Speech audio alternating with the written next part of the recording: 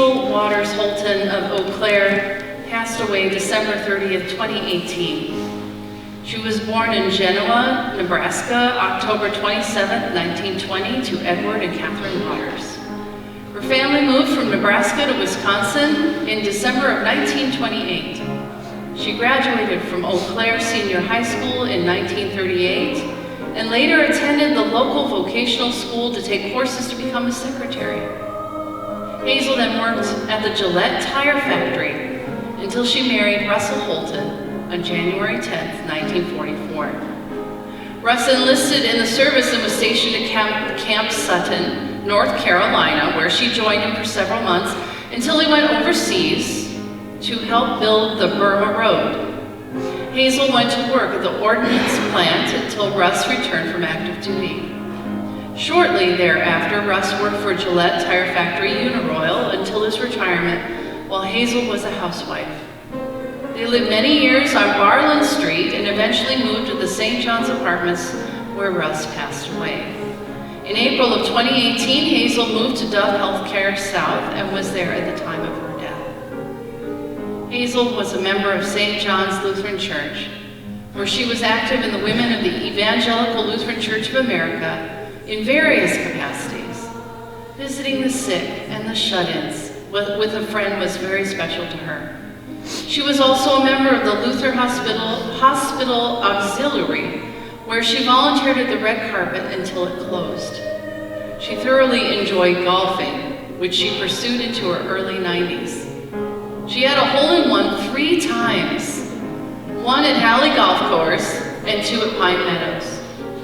Playing hand and foot was a favorite card game, which she played with her friends at the apartments with St. John's Card Group and with children and grandchildren when they visited.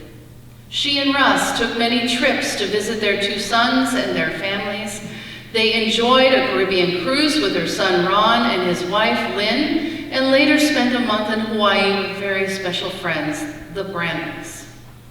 They also took several trips to Florida and Texas. She and Russ thoroughly enjoyed watching the Badgers and the Packers. She attended a Packer game in Green Bay with her son Rich, his wife Pat, and their son Ben, and later attended a Packer game against the Seahawks with Rich's family. She never let Rich's, I should add Pastor Christine, to forget the famous disputed game-ending touchdown when the Seahawks beat the Packers during the officials' strike.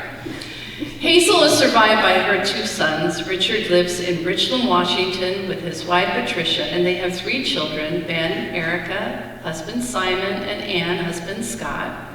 A few months before her passing, her first great-grandchild, Logan, was born to Erica and Simon. Her son, Ron, lives in Katy, Katy, Texas, with his wife, Lynn. Other remaining relatives include her sister-in-law, Lone Waters, and her daughter, Doreen, in Cooksville, Tennessee. Doreen's daughter, Melanie McManus, in Chippewa Falls, and son, Gary Waters, in Wausau. And niece, Judy Groby, in Madison. She was very blessed to have many friends who visited her and provided support, including Lynn Bjork and her 2 daughters, Kyle and Chrissy, Bonnie DeWitts, her great-niece, Melanie, her card club, and friends from St. John's Apartments. The family is very appreciative of the exceptional care provided by Heartland Hospice and Dove South Care. Thank you, Pastor Christine. And thank you all for coming. Eau Claire is really a caring place. You all should be pleased to live in a community like this where people care for each other, people visit each other. St. John's Church has been such a blessing to Mom over the years, and it's just hard for me to go through all the different names, but I did want to mention some very special people before I get into any remembrances. I'm really grateful for, of course, St. John's for hosting this today, for loving her for all these years. And then next, I want to thank my wife, my family, and my cousins who were able to come today, and thank you for supporting me through this. It was hard the last year, but of course we had so many other good memories before that even the hard years, it was okay. We were easily able to get through it. I know my brother Ron would be here today, but they're dealing with some health issues, and so he was unable to come. At St. John's, again, we want to thank Pastor Christine for all the times that she went and visited Mom over at the apartments and at Dove Healthcare. Thank you so much for doing that. She really appreciated your visits, and you were the lifeline to the church for her, along with hospice and the pastor there, Scott. So thank you very much for that, Pastor Christine. Yeah. Let's see. We also want to thank Marlo Orth for being such a rock in her life. Of course, Marlo did an awful lot for St. John's Apartments, and I don't know that they're still called St. John's Apartments. That's what we've always called it, but you all have a wonderful facility over there that you really don't see in a lot of places, and Marlo has done such a wonderful job in keeping that going. Mom had also had so many friends at St. John's Apartments. It made her life so easy for many years, having people next door, or people would knock on each other's door and find out, just make sure they were doing okay every day, and they enjoyed each other. So it was wonderful. It was wonderful that she was able to live there towards the end. Her great friend then next door, Lynn Bjork, who's in Florida right now, but her daughter Kyle is here, has been so wonderful to her. And of course, Kyle and Lynn's daughters, Kyle and Chrissy, have just been so wonderful to her over the years. Kyle visited nearly every day, and that too made Mom's life so enriched, especially towards the end.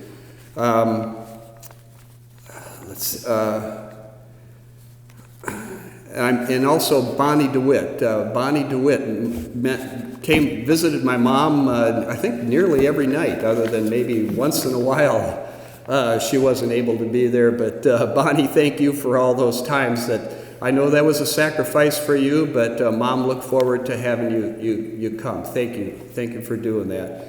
And then there's Mom's Card Club, of course, from the church.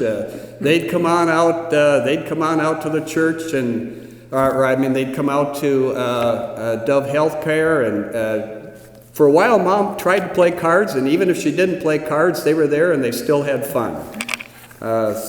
Just wonderful things that they were always able to do. And one of the highlights I know every year was when Mom's Card Club took their retreat, and she always had good stories to tell. I never did know exactly what they did, but they must have had a lot of fun. Well, okay, and I also need to thank two different facilities here. The hospice here that you have in town. They are awesome people, really awesome people. I couldn't have managed throughout the years without the Dove, without Heartland Hospice. And then there was Dove South Healthcare, wonderful facility. They took really great care of my mom, and I can't say enough about them. Well, my early remembrances of Mom were of our family gatherings. Well, I do remember one day, it was funny, the one day I remember when I was a kid, we used to watch the train called the 400 come in town. If anybody remembers that train that would come into town, yeah. And they used to take me out there a lot to see the train, and one day they didn't, and I remember screaming bloody murder because they didn't take me to see the 400 come in.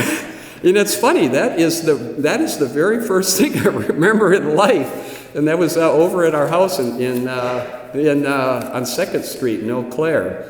But then after that, the remembrances I have are the big family gatherings we had, and some of my cousins are here today, and we had those big gatherings out at the farm and at my place, and you don't have a lot of that in these days anymore. But those were just really fond memories of those big family times.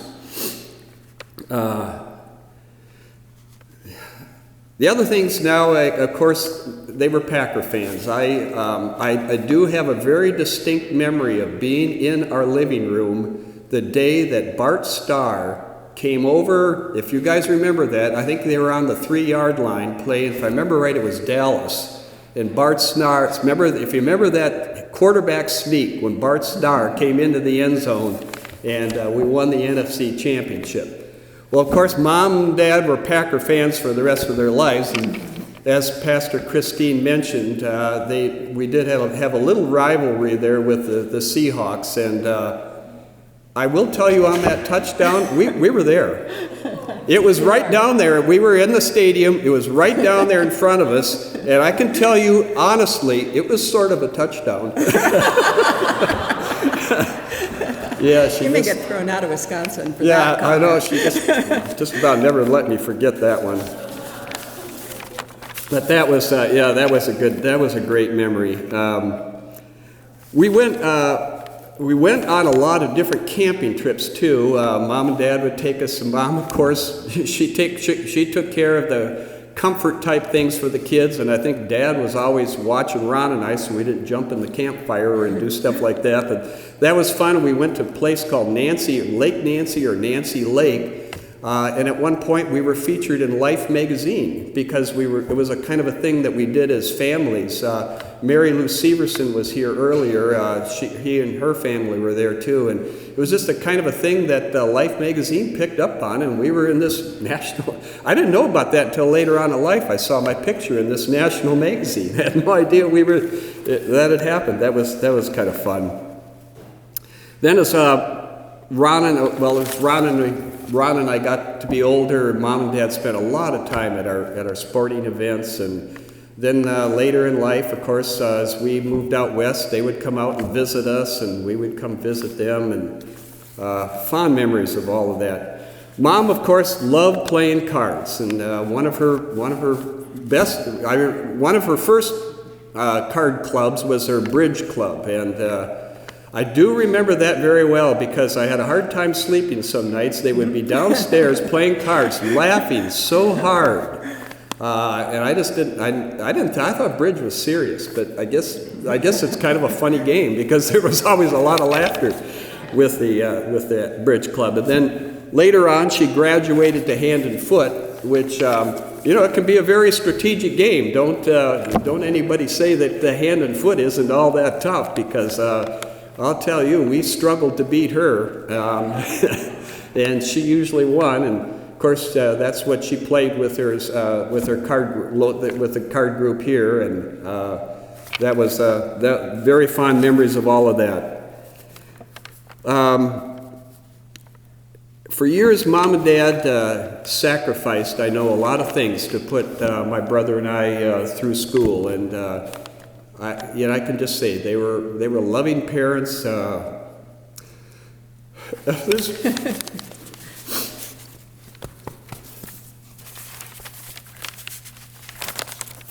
Yeah, they were loving parents, and they just set a great example. Are you done? Yeah. Okay. I think that's all I can manage. Okay. Thank you, Pat. Okay, let me do mine. Okay. He has no idea what I'm going to say either. No, I don't. She's well organized too, you can tell. Yeah. This is Hazel Holten through the eyes of a daughter-in-law. And I was talking to a wonderful group of women, and when I mentioned daughter-in-law, they said, "Oh, mother-in-law, that's tough." And, there's all the mother-in-law jokes. And I thought, what is so tough about being a daughter-in-law? And the first thing I thought of is I see Rich as this extremely competent, independent, do anything man. And she's the woman that rocked him. And it's easy to forget that she was that woman and he was that guy that she rocked. The other thing is, a mother-in-law is an unknown entity. You know your own mom, you know how she does things, but a mother-in-law can be quite startling. For instance, when we first got married, some of you will relate, some of you will not know who I'm talking to, but I got up in the morning and she said, "What would you like for breakfast?" And see, maybe they don't know what's so startling about that. In my home, there were two things served for breakfast, take it or leave it. It was never mentioned, what would you like for breakfast? And so here suddenly I had this woman in this example in his life that would say things like, "What would you like for breakfast?" I had never even heard such words before. The other thing was her involvement as a mother. Rich came into our marriage not only with a baby book, a 5-year baby book. He had a scrapbook of every picture of his growing up imaginable.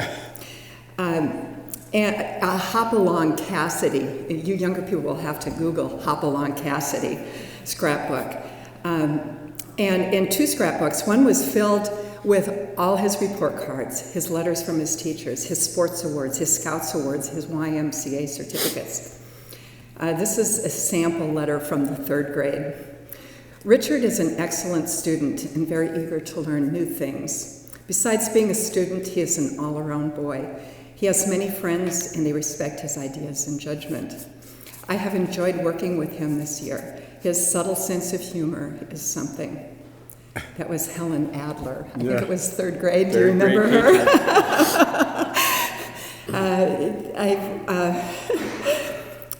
There were a couple ways to get a rise out of her. And not only the disputed Seahawks-Packer call, but you could ask her, and this was just a few years ago, why Rich was not captain of the school patrol in 6th grade. And she would go into great detail, and it had to do with the other boy's mother, and I trust the other boy and the other boy's mother are not here today. But her manipulating behind the scenes, basically, is what all that did, was that he was the school patrol. And if you were not in 6th grade in the early 60s, there was no higher honor than to be in the school patrol and to be the captain of the school patrol. This was the best of the best. But she had the pictures. I have the pictures. It actually had something to do with a few demerits, I guess. She ignored all those things. She never knew they happened. That's good. That was good. When she was in her 80s, she was a small woman with just such a spirit, you know her spirit. We decided a family activity would be bowling. And one of the kids said, let's have the young people against the old people. And I'm the gutter ball queen. And so it's like, I don't mind losing. And so we'll have the old people against the young people. And she was well into her 80s. And I looked at the score and we're like winning. The old people are winning. And here was Hazel. It hadn't bowled for years, well into her 80s. Strike, spare, strike, spare. Her generosity, she loved not only working at the Red Door, but she was very proud of finding used clothing for herself and for us, which they, probably if you saw them, it was used clothing that they wore. But her generosity towards us, checks sent at birthdays, checks sent at Christmas, was extremely generous, to say the least, including one trip she invited us to the Mall of America and gave us their credit card and a carte blanche for whatever we wanted to buy at the Mall of America. This very simple woman who saved pennies for herself like you cannot believe. Recent birthday, she received 80 cards. I said, 80 cards? I mean, I don't know how many of you do Facebook, but all I have to do is print in happy birthday. I don't think I get 80 people on my Facebook page for my birthday. She got 80 physical cards, and I asked her, who are these people? She was 97 at the time. Who are these people? And she mentioned her card club. And I had thought, kind of card clubs as kind of a waste of time. There were better things to do with your life. And it gave me a whole new perspective of the friendship and the bonds that she had forged in her life through these simple things like card club. She loved her husband, Russ. She loved her two boys, Rich and Ron. She loved me as a daughter-in-law. She loved her grandkids and their spouses. She loved the people of Eau Claire, Wisconsin. I don't think he mentioned that we had asked her numerous times to come and live with us out in Washington. She just put her heels in the ground and said, I'm not leaving Eau Claire. I am proud to be here alongside my husband, Rich, of 42 years. I'm proud of the son he has been, especially this past year, the many phone calls, the plane trips, constantly overseeing her care. I'm proud of my kids. They've come and visited. They've been great grandkids to her. She loved them very much. And our wonderful son-in-law, Scott. I am honored to be Hazel Holten's daughter-in-law.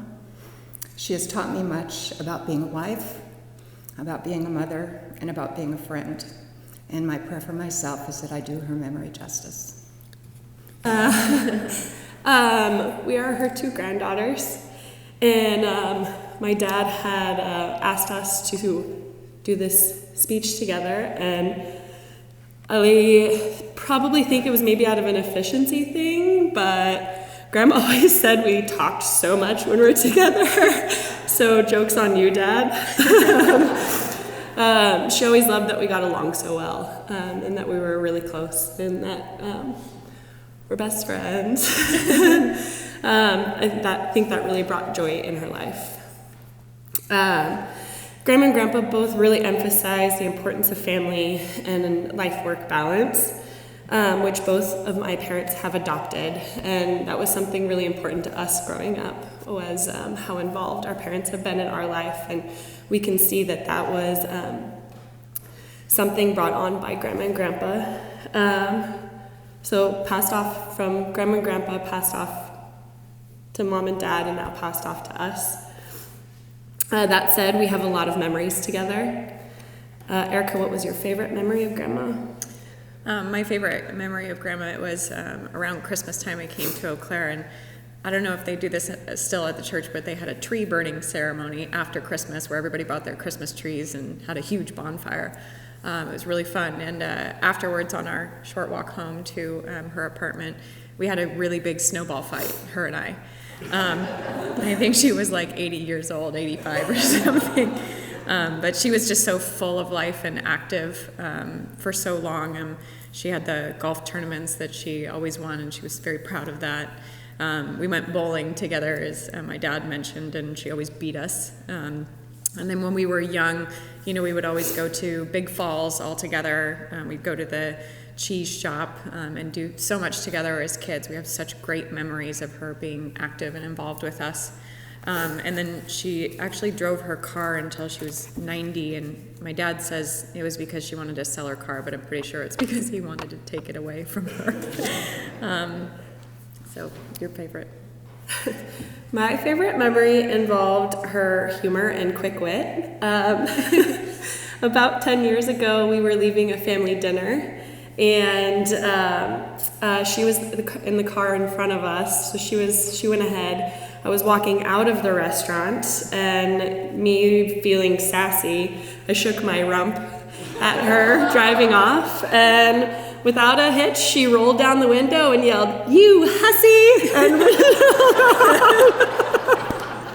it was just, I was crying, I was laughing so hard. I'm like, that's my 90-year-old grandma. She was just so funny and always made me laugh. And she still to this day, or recently, denies that she did it. She never called me that. We all know she did. So what was your favorite quality about Grandma? My favorite quality, as mentioned, is the importance of community and the importance of everyone here and hundreds of other people in her life. between lunches and quilt making, card games and football games, she cherished everyone so much, and you felt that when you were with her and felt so important. And I've never met anyone that that community meant so much, and it was just really special. My favorite quality, as my family mentioned already, was just her generosity to everybody and to her family. She was always helping others, and again, as my mom and dad mentioned, she quilted, she brought food to elderly. She would, even if she was winning at cards, she would feel bad and let us win at cards, even though she said she didn't. But she did. We know she let us win, because otherwise she would win every single game. She loved us and lived very conservatively. She lived in the same house. She had the same car for a million years. And she did that so that she could give to her church and her family and to everyone else around her. She generously gave her heart to all of us. And I think, my grandpa passed a little over 10 years ago. I think he took a little piece of her heart with him, with her. So when he passed, her heart went with him. And 3 months ago, I was driving to work and talking to her in the car, and she said, I'm just ready to go. And I remember I told her, I will never be ready for you to go. And when she left, she took a small piece of my heart with her as well. But the love that she so generously gave to me and to all of you will leave our hearts, my heart, so full because of her. Thank you. I'm never good at these. I think we're all sad because we're just, we're all selfishly, miss Grandma. But like I said, or like was said, she missed Grandpa and she was ready to go. And she died 2 weeks ago on a Saturday, and there was no way that she was going to see the Packers lose 31-0 against Detroit.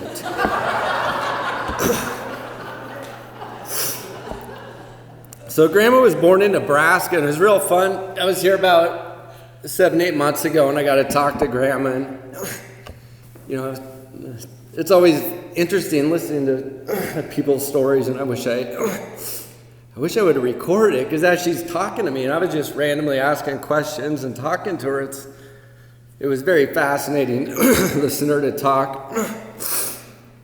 But she moved from Nebraska when she was real young to Wisconsin, and they moved to a small farm.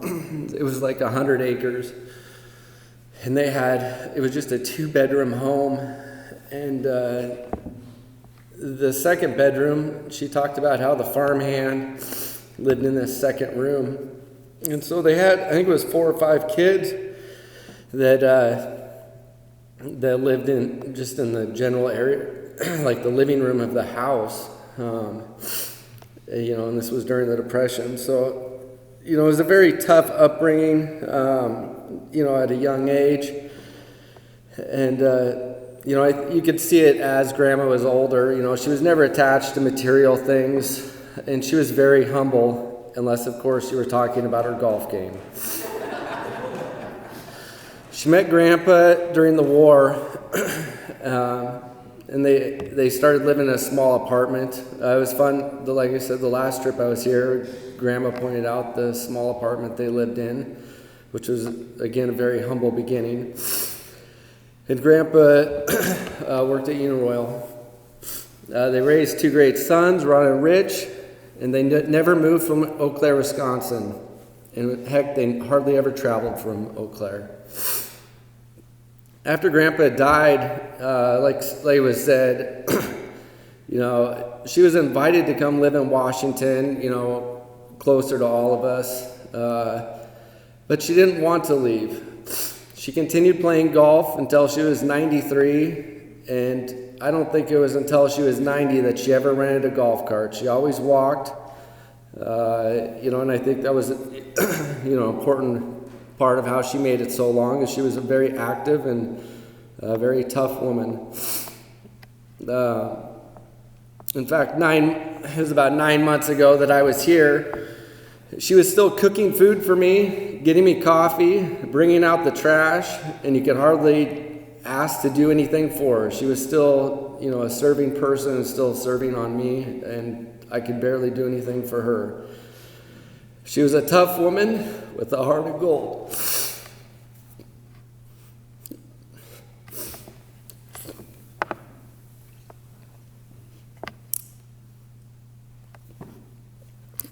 The reason that she never wanted to leave or move to Washington at her age was she had such good friends here from the St. John's Church, those that lived in the apartment with her, and many other mentioned people. We would come out and visit, but we never could have done it without the support of all of you, the church, and the people that lived in the apartment complex. From the family, I want to thank all of you. It was a tough time after Grandpa died. Grandma always talked about how much she missed him. But again, she never wanted to leave here because she had great support and great people. And, from the family, I'd like to thank all of you. It was a huge help to all of us and for Grandma.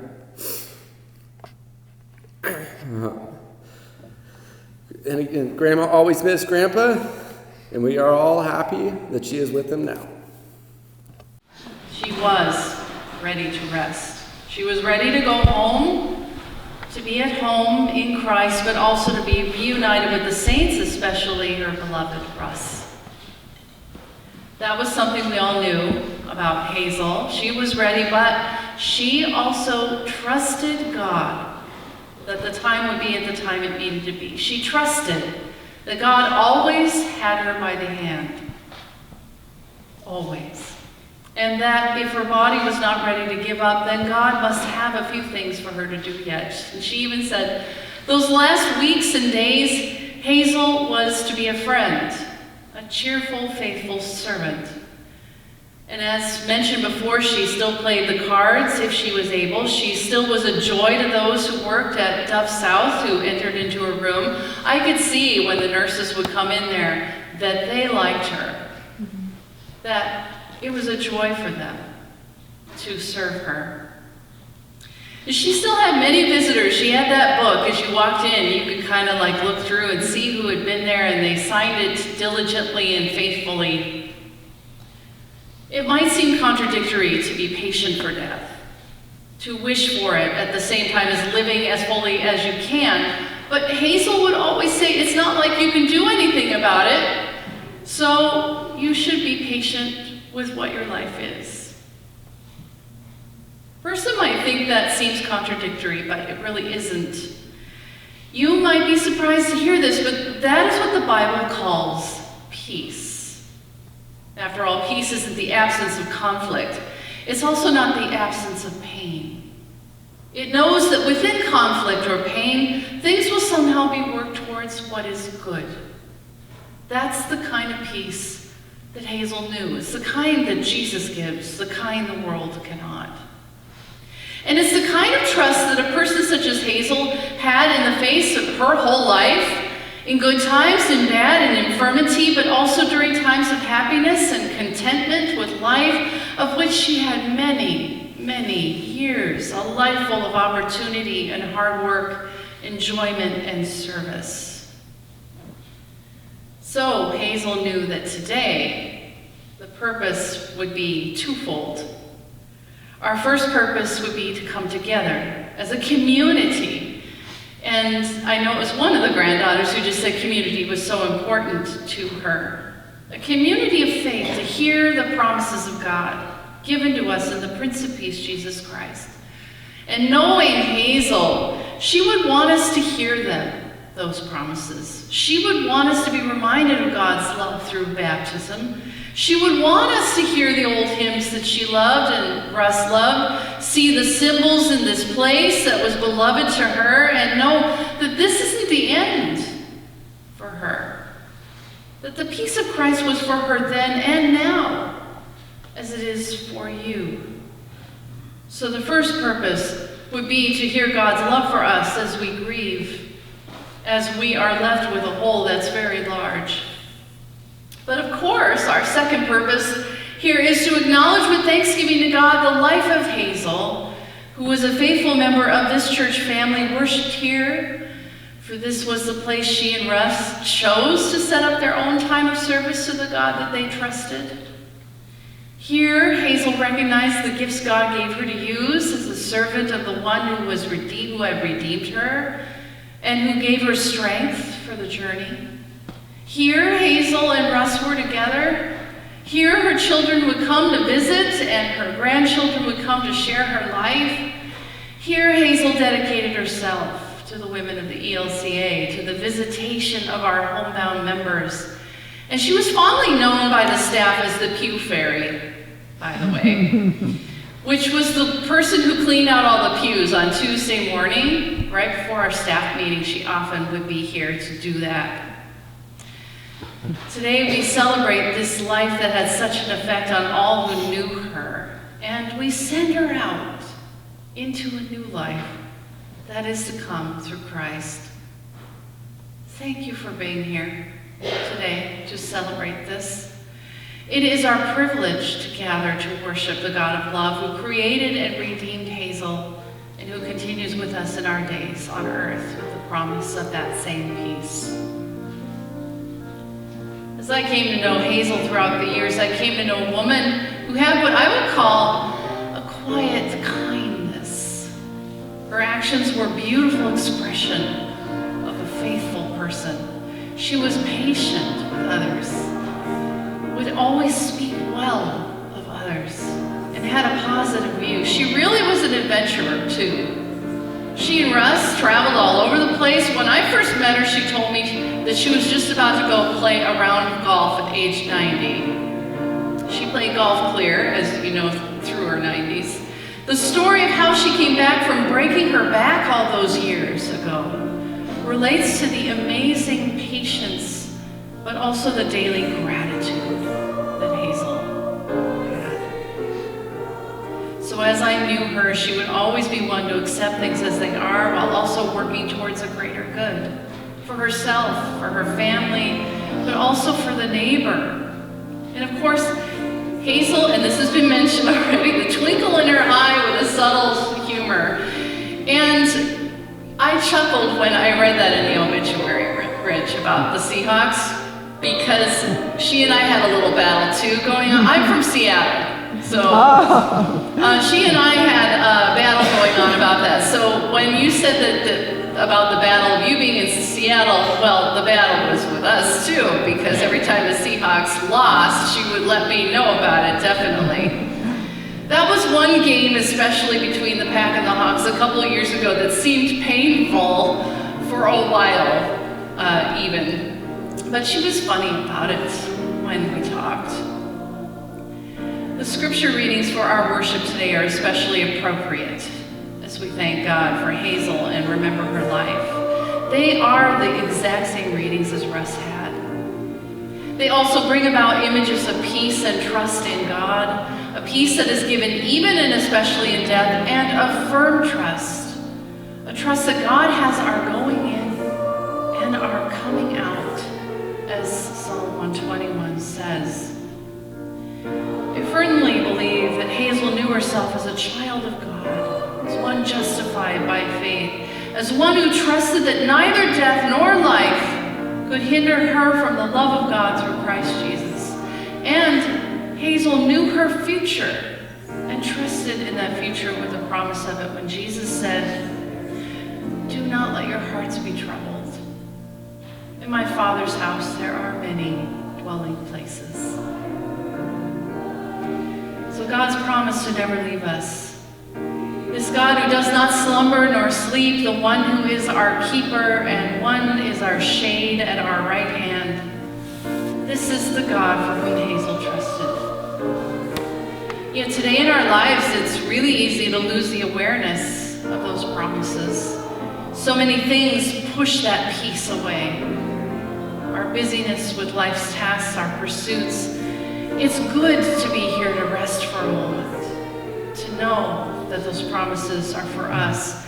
The perspective of faith that she had, God's peace does come back into perspective for us. In visiting with Hazel, there was always a sense of peace that I received from her.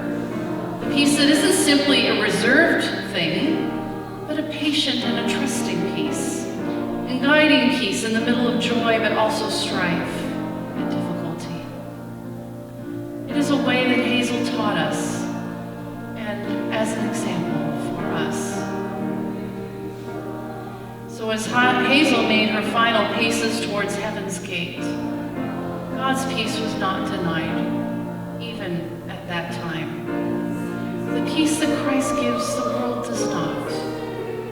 The peace Christ gives, I pray, will be given to you today as you struggle with grief, especially now as you say farewell, but not forever, to Hazel. This beloved daughter, wife, mother, grandmother, great-grandmother, aunt, friend, cousin, child of God. Amen.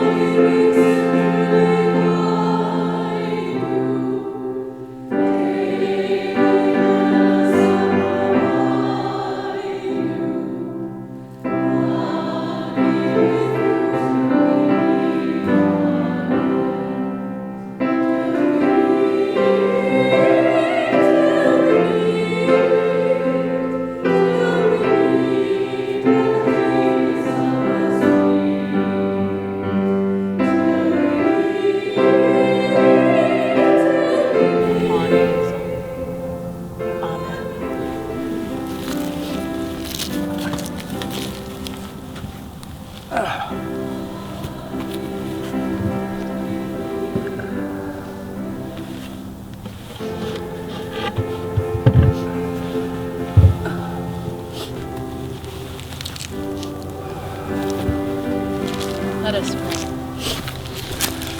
Gracious and eternal God, remind us that this is not the end, that although she be lying in the ground, her resurrection is certain and true, and you have her in your tender care. Enable us to know this hope in our own lives, and to know that in our pilgrimage, although not yet ended, that we will eventually reunite again with our dear Hazel Holten. Be with us and comfort us, even now. In the name of Jesus, amen. Amen.